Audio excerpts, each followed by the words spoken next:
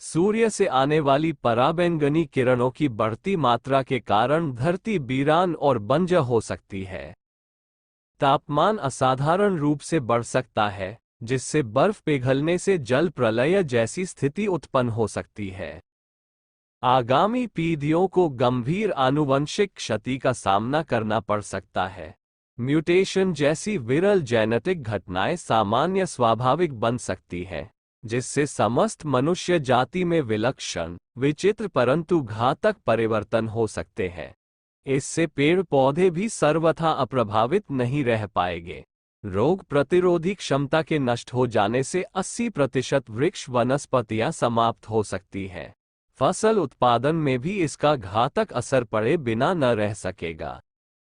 उपरोक्त संभावना व्यक्त की है कैलिफोर्निया विश्वविद्यालय इरविन के मूर्धन्य रसायन शास्त्री शेरवुड राउलैंड ने। उल्लेखनीय है कि उन्होंने ही सर्वप्रथम क्लोरोफ्लोरोकार्बन नामक रसायन की खोज की थी और यह पता लगाया था कि ओजोन जैसे धरती के रक्षा कवच को सर्वाधिक हानि पहुंचाने वाला पदार्थ यही है।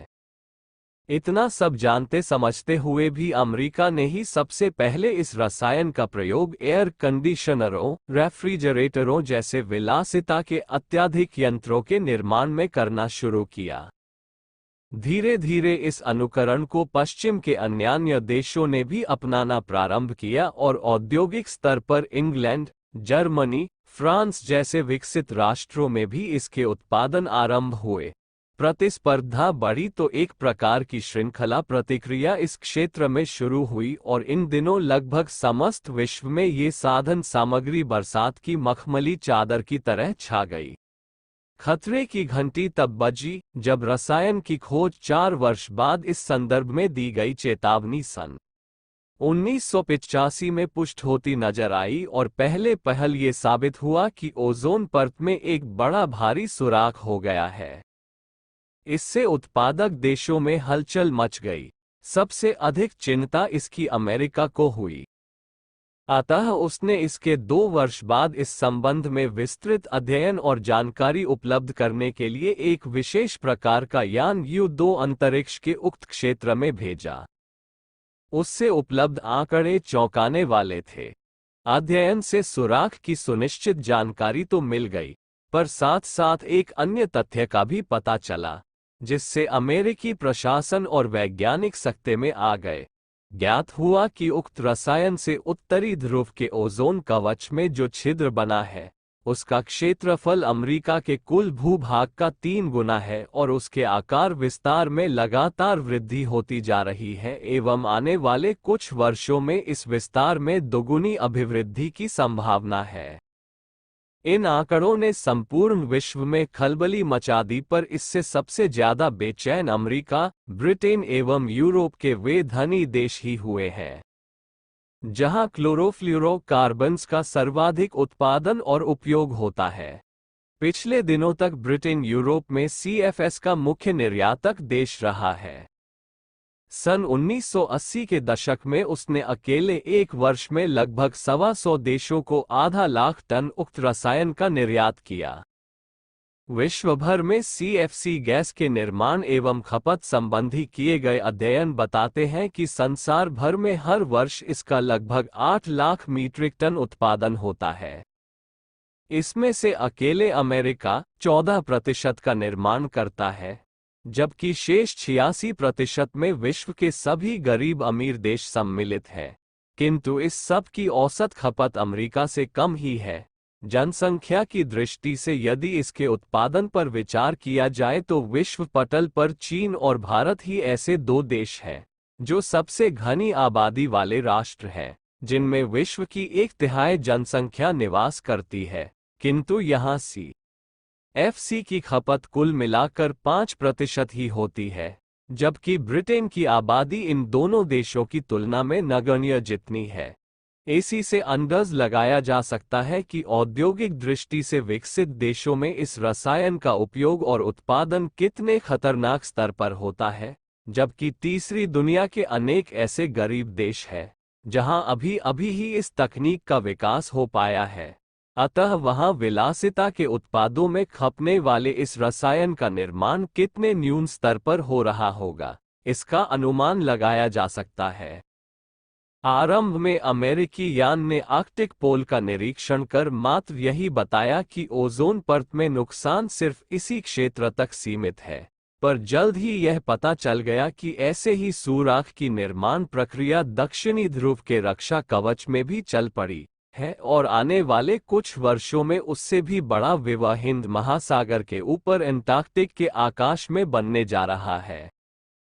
विशेषज्ञों के अनुसार यह विवाह इस सदी के अंत तक अस्तित्व में आ जाएगा। अध्ययनवेत्ता बताते हैं कि दक्षिणी गोलार्ध में ओजोन परत की क्षति 52% के आसपास पहुंच चुकी है, जबकि पिछले वर्ष के अंत तक उत्तरी गोलार्ध में ये हानि 55% के करीब आंकी गई थी।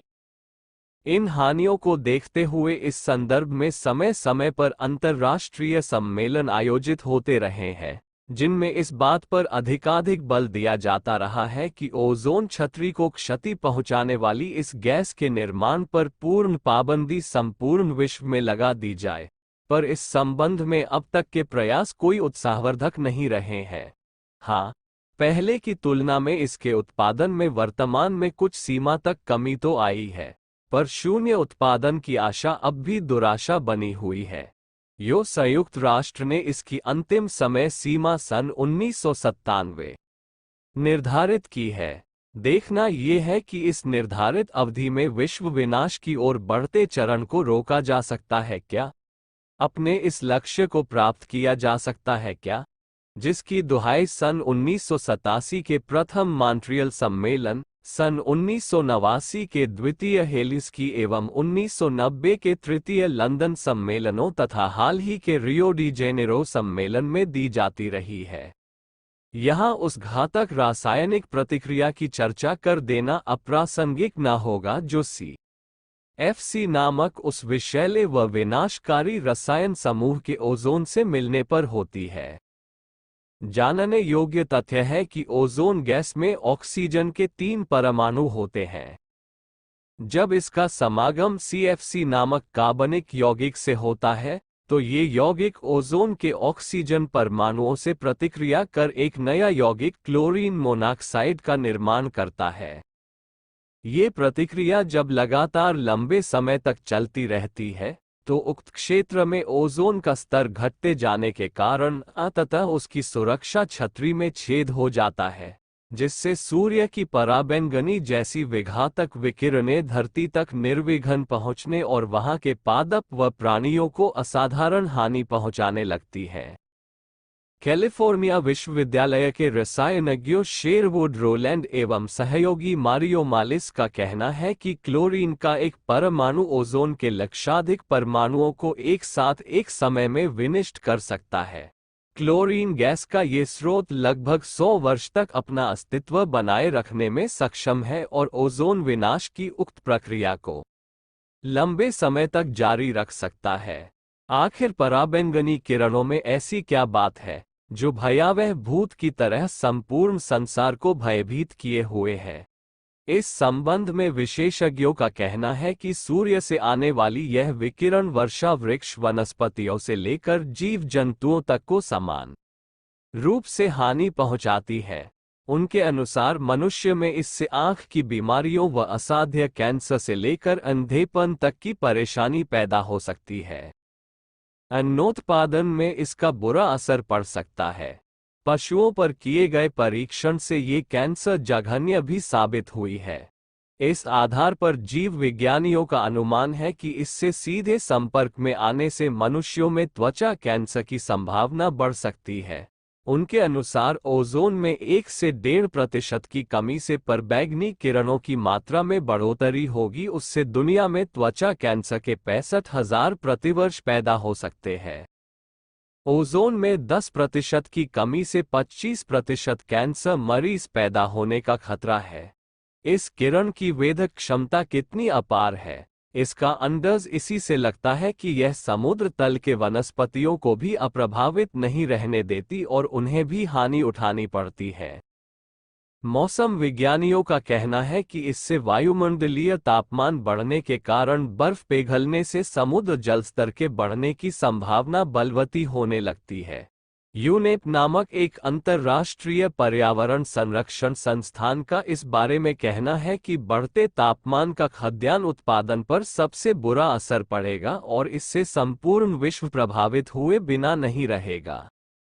जिन क्षेत्रों में इसका सबसे अधिक खराब प्रभाव पड़ेगा वह है दक्षिण पूर्व संयुक्त राष्ट्र अमेरिका। संस्थान के अनुसार इससे फ्रांस, कनाडा एवं संयुक्त राज्य अमेरिका, जो अनाज का 3/4 का भाग विश्व के दूसरे देशों को निर्यात करते हैं, के आंदोलन सबसे घातक असर पड़ेगा। एक अन्य अंतर्राष्ट्रीय अध्ययन दल का कहना है कि पिछले दशक से समस्त विश्व में हिमपात में महत्वपूर्ण गिरावट आते देखी जा रही है। इस अध्ययन दल के अनुसार भारत का गंगोत्री ग्लेशियर पिछले 2 दशाब्दियों में सिकुड़कर अत्यंत संकीर्ण हो गया है। वह सिकुड़न को 250 मीटर से भी ज्यादा बताते हैं। इस संकुचन का कारण आर्द्रता पर बैंगनी किरणों के परिमाण में होने वाली वृद्धि को बताते हैं। इसके भयावह परिणामों को देखते हुए देश विदेश में इससे बचने के तरह तरह के उपाय उपचार अपनाते देखे जा रहे हैं। न्यूजीलैंड के स्वास्थ्य विभाग में स्कूली बच्चों को धूप के सीधे संपर्क में आने से बचने की सलाह दी है। इसके लिए उनके साथ टोपी पहनने की अनिवार्य शर्त जोड़ दी गई है। चिली में बच्चों को प्रातः 10 बजे से 3 बजे तक धूप में बाहर न निकलने का सुझाव दिया गया है। वहां दोपहर में होने वाले विभिन्न प्रकार के खेलों पर रोक लगा दी गई है। ऑस्ट्रेलिया सरकार सनबाथ से बाज आने की चेतावनी बार बार अपने प्रचार माध्यमों से देशवासियों को दे रही है। डेनमार्क में लोगों को हैट व गॉगल्स चश्मे लगाकर ही धूप में निकलने की अपील की जा रही है। इसी प्रकार के कितने ही तरीके न जाने कितने देशों में अपनाए जा रहे हैं, पर फिर भी मस्तिष्क में बार बार एक ही प्रश्न उभरता है कि इतने भर से इस धरती को सुरक्षित रखा जा सकता है क्या? इनसे मनुष्य तो कुछ हद तक अपनी सुरक्षा कर लेगा, पर इंटरडिपेंडेंस पर आधारित इस पर्यावरण का क्या होगा? अन्य प्राणियों, पादपों, ऋतुओं एवं बढ़ते तापमान व ऊंचे समुद्री जल स्तर से बचाव किस भांति हो सकेगा? ये सवाल अनुत्तरित रह जाते हैं। प्रकृति की हानि कर हम सुरक्षित कदापि नहीं रह सकते, इस बात पर 1000 बार सोचा और विचार किया जाना चाहिए एवं विश्व स्तर पर ऐसा मानस बनाया जाना चाहिए जो प्रकृति की अक्षुण्णता की महत्ता को समझ सके व वैसी ही रीति नीति अपना सके। संपूर्ण विश्व का कल्याण इसी में है। यही आज की सर्वोपरि आवश्यकता है। दूरदर्शिता को अपनाना ही श्रेयस्कर। मनुष्य बुद्धिमान प्राणी है, उससे हर प्रकार की समझदारी की अपेक्षा की जाती है। वह यथासंभव इसका निर्वाह भी करता रहता है, पर समझदारी के साथ जहां स्वार्थ और उतावलापन जुड़ जाते हैं, वहां वह नासमझी जैसी हानिकारक बन जाती और कर्ता समेत अनेकों को, पूरे समाज को अपना शिकार बनाती है। इन दिनों प्राकृतिक संसाधनों के दोहन के संदर्भ में ऐसी ही उतावली बरती जा रही है। जब रोज सोने का अंडा देने वाली एक मुर्गी का पेट चीरकर सारे अंडे एक ही दिन निकाल लेने की बात सोची जाए, तो इसे क्या कहा जाए, समझदारी व नासमझी? इसकी चर्चा करना अनावश्यक होगा। कर्ता को इसमें अपनी बुद्धिमानी नजर आ सकती है, उसे लाभ मिलता भी प्रतीत हो सकता है, पर इसका दुष्परिणाम जब समाज और समुदाय को भोगना पड़ता है, तब समझ में आता है कि जल्दबाजी में जो निर्णय लिया और कार्य किया गया, उससे लाभ तो मिला, पर वह लाभ उस नुकसान की तुलना में नगण्य जितना ही था जो समूचे पर्यावरण, प्रकृति एवं उसमें रहने वाले प्राणियों को उठाना पड़ा। मूर्धन्य प्रकृति विज्ञानी डेविडसन का कहना है कि जब तक व्यक्ति को पर्यावरण संतुलन का मूल्य और महत्व मालूम नहीं होगा, तब तक इस प्रकार की स्वार्थपरता बढ़ती ही जाती रहेगी, जिसमें एक की संपदा तो बढ़ेगी, पर उस समृद्धि की कीमत पर समस्त विश्व का, प्रकृति व प्राणी का कितना हित होगा, इसका मूल्यांकन कर सकना संभव नहीं। इस दिशा में सही सोच उभरने पर ही सही कदम उठ सकेंगे। अब ये दायित्व तथाकथित विकसित व विकासशील देशों के कंधों पर है कि वे ऐसे विनाशकारी विज्ञान की ओर न बढ़कर संतुलन शास्त्र के सिद्धांतों का सही अर्थों में पालन करते हुए नई समाज संरचना का विकास करें। निसर्ग का अपना एक स्वतंत्र तंत्र है, जिसके माध्यम से वह अपना संतुलन समीकरण बराबर बनाए रहता है, हर जीव की आवश्यकताओं की पूर्ति करता रहता है। इससे उन प्राणी समुदायों में भी संतुलन बना रहता है और प्रकृति भी साम्यावस्था में बनी रहती है। उदाहरण के लिए किसी वन के शाकाहारी जंतुओं की संख्या में असाधारण वृद्धि हो गई हो, तो ऐसी स्थिति में वे वन के वृक्ष वनस्पतियों का सफाया करेंगे। आहार की कमी पड़ने से कुछ की भूख से असामयिक मृत्यु होगी। फिर भी यदि संख्या अनियंत्रित रही तो हिंसक पशुओं की बढ़ोतरी होगी। वे अहिंसक जीवों का आहार कर उनकी संख्या नियंत्रित करेंगे। इस बीच यदि हिंसक प्राणियों में अभिवृद्धि हुई तो भोजन की कमी से उनकी अकाल होगी और उनकी बढ़ोतरी में कमी आएगी। इस प्रकार प्रकृति तंत्र अपना संतुलन सदा बनाए रखता है। फ्रॉइड हाउल ने अपनी पुस्तक नेचर एंड इक्विलिब्रियम में इसी आशय का एक उदाहरण प्रस्तुत कर यह समझाने का प्रयास किया है कि किस प्रकार प्रकृति की स्वसंचालित प्रक्रिया के माध्यम से उसका नियमन नियंत्रण होता रहता है। वे एक अध्ययन के आधार पर लिखते हैं कि सन 1890 के आसपास अमेरिका में वन्य क्षेत्र 7 लाख एकड़ के विस्तृत भूभाग पर फैला हुआ था। उसमें 35,000 हिरणों को आहार उपलब्ध था। सन 1905 में जब हिरणों की गणना हुई तो उसमें सिर्फ 4,000 हिरण शेष पाए गए। इस बीच शिकारियों ने शेर, चीते, बाघ जैसे हिंसक पशुओं का भी वध किया। सन 1908 से 1911 के 3 वर्षों में 800 के करीब हिंसक जंतुओं का शिकार किया गया। इन मांसाहारी प्राणियों की संख्या में हुई कमी से अगले कुछ सालों में हिरणों की संख्या में पुनः द्रुत गति से वृद्धि देखी गई। सन 1920 में इनकी संख्या बढ़कर 40,000 हो गई। अगले दशक में इनकी तादाद और बढ़ी एवं संख्या 1 लाख तक जा पहुंची। इस बीच वनस्पतियों के कम पड़ने से उनका चारा अपर्याप्त हो गया। जंगल भी बड़े पैमाने पर नष्ट हुए। इससे हिरण बड़ी संख्या में भूख से दम तोड़ने लगे। सन 1940 के आसपास इनकी संख्या मात्र 10,000 रह गई। इतने पर भी वे अपना भोजन बड़ी कठिनाई से ही जुटा पाते थे।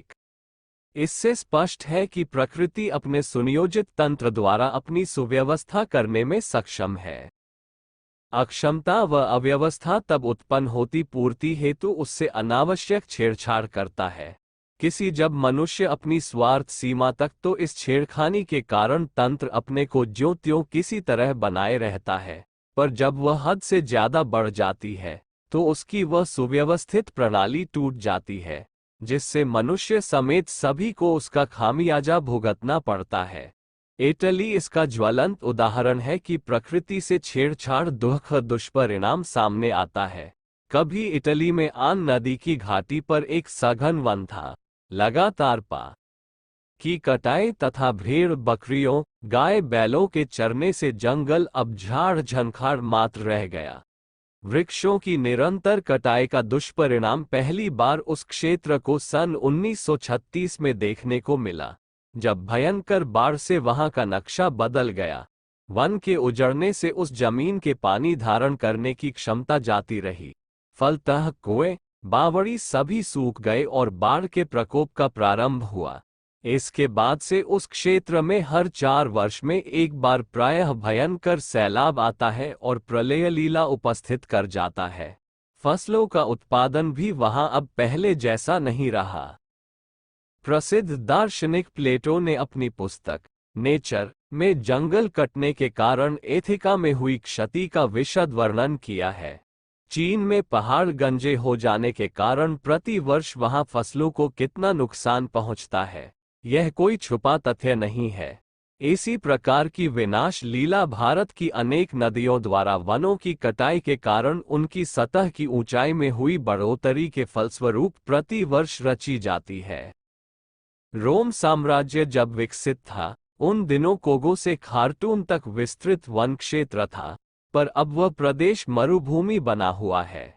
समीपवर्ती पीली नदी से अब तक 25 लाख टन मिट्टी बह चुकी है। सन 1935 में बाढ़ के दौरान ओहियो नदी की जल सतह 40 फुट ऊंची उठ गई थी। 1937 में इसमें और अभिवृद्धि देखी गई। उस वर्ष इतनी ही वर्षा में इसकी सतह 65 फुट ऊंची हो गई थी। एक रिपोर्ट के अनुसार ब्राजील का ओकरियस वन प्रति वर्ष 2.5 लाख हेक्टेयर छोटा होता जा रहा है। अनुमान है कि यदि कटने की गति यही रही तो 40 वर्षों के अंदर वहां का मानचित्र ही बदल जाएगा और वन के स्थान पर गंजे पहाड़ शेष रह जाएंगे। कुछ ऐसा ही दृश्य अमेरिकी जंगल भी उपस्थित करते दिखाई पड़ते हैं। वहां न्यूयॉर्क टाइम्स के सिर्फ रविवासरीय संस्करण के लिए 77 हेक्टेयर जितने भूभाग पर स्थित वृक्षों की आवश्यकता पड़ती है।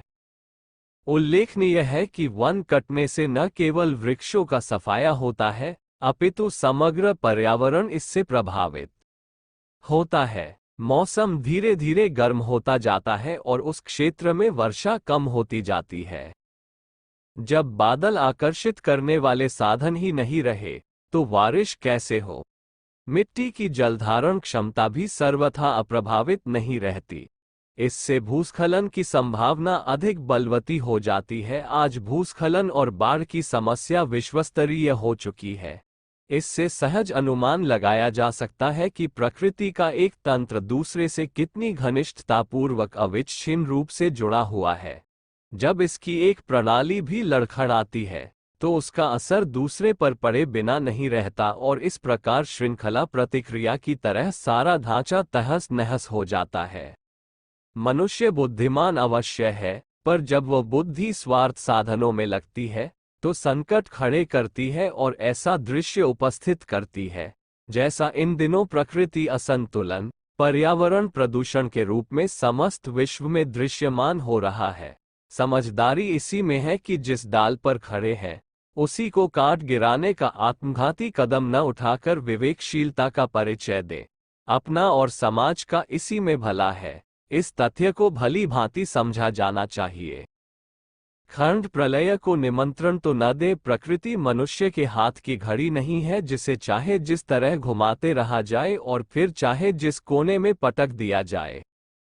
वस्तुतः इस विश्व ब्रह्मांड की सभी गतिविधियों एक सुनिश्चित अनुशासन के अंतर्गत क्रमबद्ध रूप से चल रही है।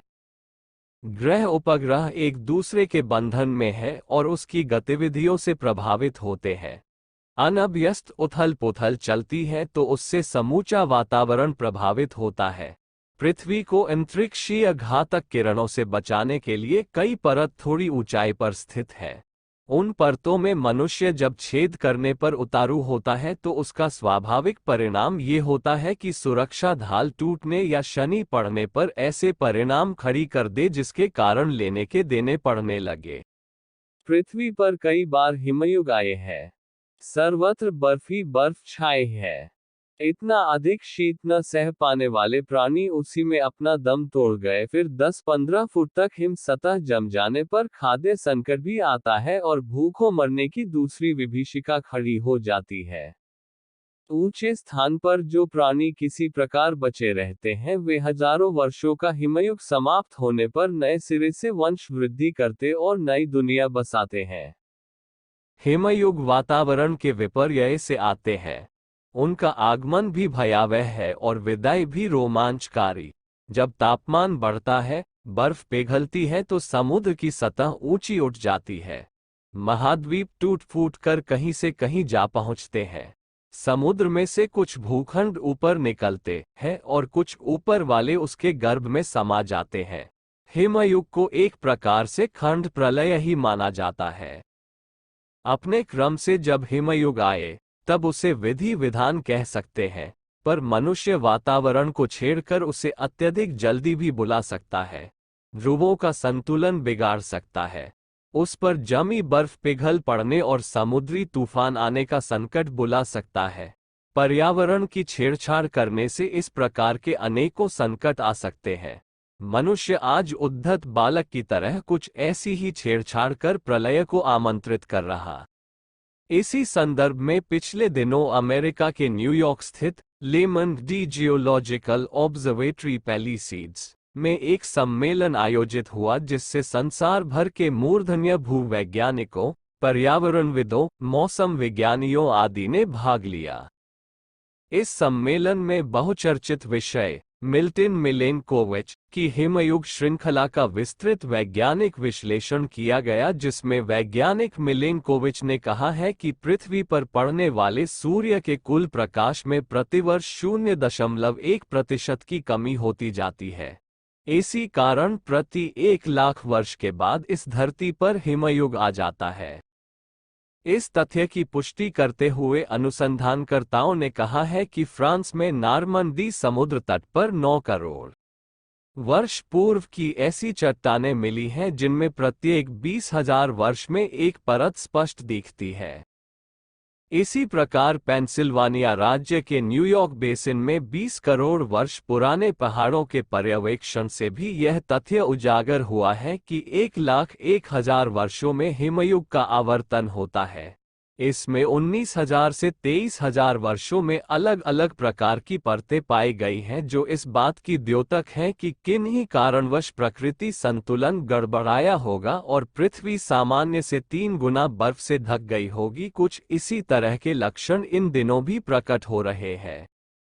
इस संबंध में मिनेसोटा विश्वविद्यालय के अनुसंधानकर्ता वैज्ञानिकों का कहना है कि धरती के गर्भ में छिपे प्राकृतिक संसाधनों के अंधाधुंध दोहन एवं पर्यावरण के साथ की गई खिलवाड़ के कारण पृथ्वी के चुंबकीय ध्रुवों में परिवर्तन होने लगा है।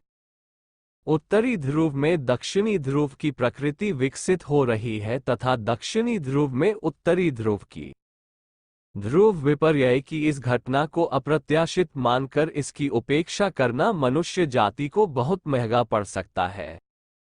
ध्रुव विपर्यय के कारण मनुष्य सहित सभी जीवधारियों को स्थान परिवर्तन के लिए विवश होना पड़ेगा, अन्यथा बदली हुई परिस्थिति के अनुरूप स्वयं में अनुकूलन न ला पाने के कारण मृत्यु वरण ही उनके लिए एकमात्र विकल्प होगा। इस प्रक्रिया से बैक्टीरिया जैसे छोटे प्राणियों से लेकर पशु पक्षी एवं मनुष्य सभी को गुजरना पड़ेगा। ध्रुवों के बदल जाने पर अंतरिक्ष से आने वाली ब्रह्मांडीय किरणें उनकी ओर विशेषित होंगी, फलस्वरूप जलवायु भी प्रभावित परिवर्तित हो जाएगी और प्रागैतिहासिक काल में जिस तरह बड़ी संख्या में जीवधारियों का विलुप्तीकरण हुआ था, मौसम परिवर्तन के कारण उसी की पुनरावृत्ति हो सकती है। वातावरण में क्लोरोफ्लोरोकार्बन एवं कार्बन डाइऑक्साइड जैसी जहरीली गैसों की बढ़ती मात्रा को देखते हुए वैज्ञानिकों ने यह आशंका व्यक्त की है कि आगामी 10 वर्षों में जलवायु प्रलयनकारी स्वरूप धारण कर सकता है। सामाजिक अपराधी, मानसिक विकृतियों के अतिरिक्त हृदय रोग, त्वचा के कैंसर एवं मधुमेह जैसी बीमारियों की अप्रत्याशित वृद्धि के मूल में उन्होंने पर्यावरण में भरी विषाक्तता को ही प्रमुख माना है। इस संबंध में हवाई उपमहाद्वीप स्थित मोना लोआ वेधशाला के वैज्ञानिकों ने गंभीरतापूर्वक अध्ययन किया है। आंकड़े प्रस्तुत करते हुए उन्होंने बताया है कि इन दिनों वातावरण में प्रतिवर्ष 1 p0 की दर से कार्बन डाइऑक्साइड भरती जा रही है। इस मात्रा में 30% की अभिवृद्धि पृथ्वी के तापक्रम को 1 से 4 डिग्री सेंटीग्रेड तक बढ़ा देती है। इस तरह तापमान में ये बढ़ोतरी प्रतिवर्ष ग्रीन हाउस प्रभाव को जन्म देती है। औद्योगिक चिमनियों एवं वाहनों से निकलने वाला धुआं इसमें घृताहुति का काम करता है। तापमान की इस अभिवृद्धि का सर्वाधिक प्रभाव ध्रुवीय बर्फ पर पड़ेगा। आइस कैप के पिघलने से समुद्र की सतह ऊंची उठेगी और तटवर्ती प्रदेशों को जलमग्न कर देगी। Bombay, Calcutta, New York, Tokyo, Southampton, Britain, San Francisco तथा कैलिफोर्निया जैसे महानगर समुद्र के गर्भ में विलीन हो जाएंगे। ध्रुवीय असंतुलन भूचुंबकत्व पर भी अपना प्रभाव डालेगा तथा सन 1993 से सन 2000 के बीच कहीं भी कभी भी भयावह भूकंप आ सकते हैं, ज्वालामुखी फट सकते हैं। वायुमंडल में जमी ज्वालामुखी धूल अभी भी इतनी ज्यादा है कि सौर ऊष्मा को पृथ्वी तक पहुंचने नहीं देती, जो कि जीवधारियों की जीवनी शक्ति के लिए सर्वाधिक महत्वपूर्ण तत्व है। अनुसंधानकर्ता विशेषज्ञों के अनुसार पिछले 40 वर्षों से सूरज क्रमशः सिकुड़ता जा रहा है। इसके फैलने का क्रम अब से 10 वर्ष बाद आरंभ होगा। सिकुड़ने फैलने का ये सूर्य चक्र 76 वर्ष का होता है। एक ओर जहां सूर्य के सिकुड़ने से पृथ्वी ठंडी होती जा रही है, वहीं दूसरी तरफ मानवीय कृत्यों से वातावरण गर्म होता जा रहा है। यह विरोधाभास तब प्रलय के रूप में फट सकता है जब सूर्य के फैलने का क्रम आरंभ होगा। वायुमंडल का बढ़ता तापमान तथा पृथ्वी का गर्म होना दोनों मिलकर भयावह विभीषिकाओं को जन्म दे सकते हैं। वैज्ञानिक कहते हैं कि वातावरण में जो व्यतिक्रम आ रहा है, उससे यूरोप, अमेरिका और रूस अब की अपेक्षा अधिक गर्म व सूखे हो जाएंगे। वहां बर्फ गिरनी बंद हो जाएगी, लेकिन उत्तर पूर्व अफ्रीका, भारत, मध्य पूर्व एशिया, मेक्सिको तथा पश्चिम ऑस्ट्रेलिया अधिक आई व गीले हो जाएंगे। इसके साथ ही साथ समूचे विश्व में समुद्र तल 15-20 मीटर ऊंचा उठ जाएगा। ग्लेशियर पिघलने से नदियों में बाढ़ आ जाएगी। मौसम में आमूल-चूल परिवर्तन हो जाने से उपजाऊ भूमि बंजर हो जाएगी एवं जहां अभी बर्फ है, वहां रेगिस्तान नजर आएंगे। संसार की कृषि प्रधान अर्थव्यवस्था चरमरा जाएगी और यह सब परिवर्तन इस सदी के अंत तक मात्र 2 डिग्री सेंटीग्रेड तापमान बढ़ जाने पर ही दृष्टिगोचर होने लगेंगे। मौसम बदलने का मोटा अर्थ सर्दी, गर्मी, वर्षा का साधारण गति चक्र समझा जाता है, पर वैज्ञानिक भाषा में पृथ्वी पर छाए वातावरण में उथल-पुथल होने के अर्थ में इस शब्द का प्रयोग किया जाता है। मनुष्य की गतिविधियां इन दिनों ऐसी चल रही है कि उसे तात्कालिक लाभ किसी भी मूल्य पर मिले। इस उद्देश्य के लिए की गई वातावरण के साथ खिलवाड़ उसी के लिए भयावह संकट की भूमिका बनेगी। महाकाल की प्रत्यावर्तन प्रक्रिया उसे दंडित करे, इससे पूर्व ही वह अपनी चाल बदल ले। इसी में उसका सारी मानव जाति का कल्याण है।